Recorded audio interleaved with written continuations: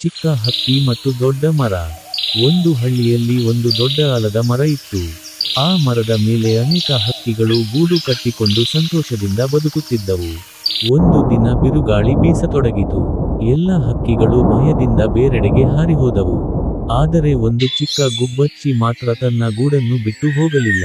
ಅದು ತನ್ನ ಚಿಕ್ಕ ಚಿಕ್ಕ ರೆಕ್ಕೆಗಳಿಂದ ಗೂಡನ್ನು ಕಾಪಾಡಲು ಪ್ರಯತ್ನಿಸಿತು. ಇದನ್ನು ನೋಡಿ ದೊಡ್ಡ ಮರ ಕೇಳಿತು, ನಿನ್ನ ಸಣ್ಣ ರೆಕ್ಕೆಗಳಿಂದ ಏನು ಮಾಡಬಹುದು? ಗುಬ್ಬಚ್ಚಿ ನಗುತ್ತಾ ಹೇಳಿತು, ನನ್ನಿಂದ ಆಗುವಷ್ಟು ಪ್ರಯತ್ನ ಮಾಡುತ್ತಿದ್ದೇನೆ. ಫಲ ದೇವರ ಕೈಯಲ್ಲಿದೆ. ಸ್ವಲ್ಪ ಸಮಯದ ನಂತರ ಗಾಳಿ ಕಡಿಮೆಯಾಯಿತು. ಗುಬ್ಬಚ್ಚಿಯ ಗೂಡು ಸ್ವಲ್ಪ ಹಾನಿಯಾದರೂ ಸಂಪೂರ್ಣ ನಾಶವಾಗಲಿಲ್ಲ. ಮರವು ಸಂತೋಷದಿಂದ ಹೇಳಿತು, ಗೆಲುವು ದೊಡ್ಡ ಶಕ್ತಿಯಿಂದಲ್ಲ, ಧೈರ್ಯ ಮತ್ತು ಪ್ರಯತ್ನದಿಂದ ಬರುತ್ತದೆ. ನೀತಿ: ಪರಿಸ್ಥಿತಿ ಎಷ್ಟೇ ಕಷ್ಟವಾಗಿದ್ದರೂ ಕೈಬಿಡದೆ ಪ್ರಯತ್ನಿಸುವವನು ಕೊನೆಗೆ ಯಶಸ್ಸನ್ನು ಕಾಣುತ್ತಾನೆ.